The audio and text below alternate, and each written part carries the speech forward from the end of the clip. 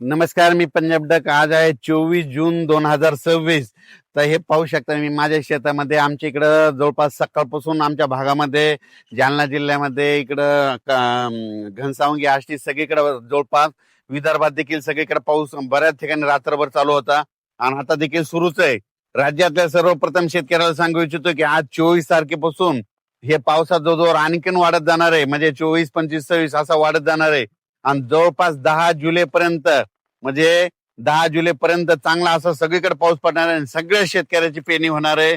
म्हणून हा अंदाज सर्व शेतकऱ्यांनी लक्षात घ्यायचा.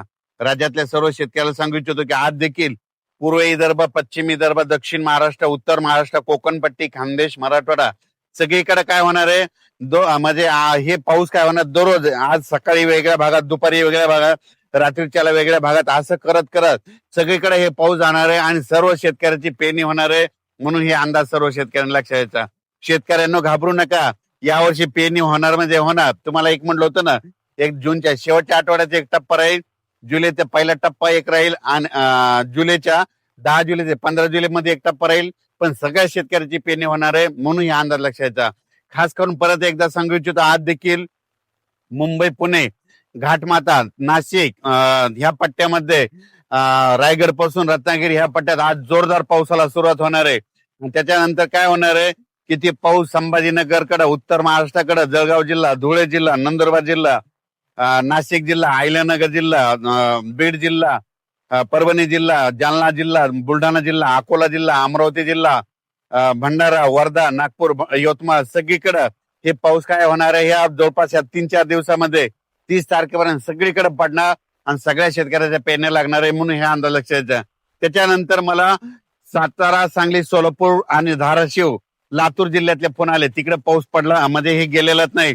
तर त्यांच्यासाठी आनंदाची बातमी, त्यांच्याकडं म्हणजे आज 25 म्हणजे 24 आहे, आजच्याला सुरुवात होईल.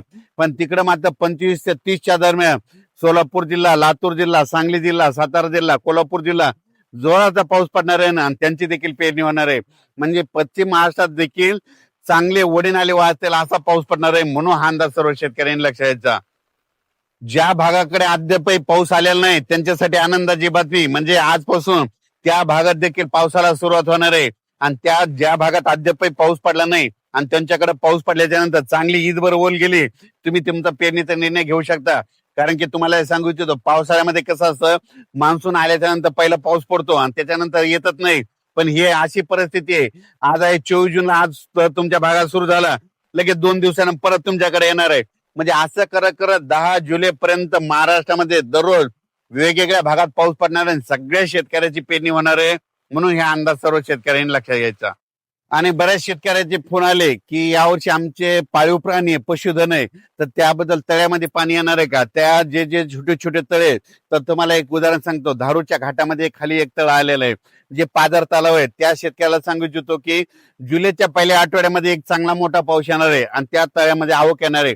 त्याच्यानंतर आणखीन तुम्हाला एक सांगू इच्छितो की उत्तर महाराष्ट्र, मुंबई, पुणेकडे ह्याने 24 ते 30च्या दरम्यान मुंबईकडे, उत्तर महाराष्ट्र, पुणे, त्या घाटमाता परिसरात मुसळधार पाऊस पडणार आहे. कोकणाकडे पडणार आहे. त्याच्यामुळे काय होणार आहे, पुण्याकडे खूप पाऊस पडल्यामुळे उजनी धरणात देखील त्या नदीला पाणी येणार आहे. त्याच्यात देखील थोडी थोडी आवक यायला सुरुवात होणार आहे. उत्तर महाराष्ट्राकडे पाऊस पडणार आहे. त्याच्यामुळं इकडे निळवंडे धरण, संगमनेरचे 2-4 छोटे छोटे धरण आहे, त्याच्यात देखील थोडी थोडी आवक येणार आहे. म्हणून हा अंदाज लक्षात घ्यायचा. पण मी म्हणलो होतं ना, यावर्षी जूनमध्ये थोडा पाऊस कमी राहील, जुलैमध्ये जास्त राहणार, ऑगस्टला 2 पाऊस मोठे पडणार आणि सप्टेंबर, ऑक्टोबर मध्ये मात्र परतीचा पाऊस जास्त पडणार आहे. म्हणून हा अंदाज लक्षात घ्यायचा. 13 नोव्हेंबरला थंडी येणार आहे, म्हणून हे देखील अंदाज लक्षात घ्यायचा. 2-3 नोव्हेंबरला एकदा पाऊस येईल आणि 13 नोव्हेंबरला थंडी येणार आहे, हे देखील दीर्घ अंदाज लक्षात घ्यायचा. तसंच जुलैमध्ये देखील काय होणार आहे की जुलैच्या मध्ये 2 जुलै ते 20 जुलैच्या दरम्यान काय काय ठिकाणी अतिवृष्टी होईल. म्हणून हे देखील अंदाज लक्षात घ्यायचा. सगळीकडे होणार नाही, पण काय होणार आहे, एक लो प्रेशरचं रूपांतर चक्रीवादळात होईल आणि ते चक्रीवादळ महाराष्ट्राच्या दिशेने येईल.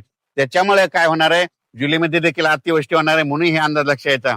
आणि तुम्हाला एक सगळ्यात महत्वाचं, हे जे 15-20 दिवस जे पाऊस लांबला होता, 10 दिवस लांबला होता, त्याचं खरं कारण सांगतो.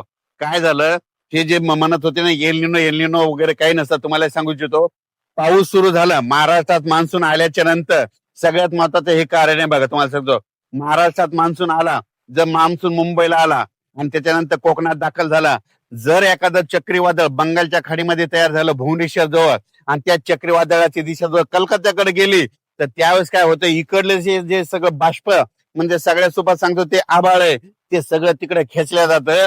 त्याच्यामुळे कम्प्लीट महाराष्ट्रामध्ये असं 10 ते 12 दिवस सारखं वारं वाहतं आणि पाऊस कुठत पडत नाही. हे सगळ्यात महत्वाचं कारण आहे. आणि यावेळेस देखील तेच झालं होतं. एक काय झालं होतं, एक लो प्रेशर झालं होतं थोडं कमी म्हणजे चक्रीवादळ लहान झालं होतं ते गेलं कलकत्त्याकडं.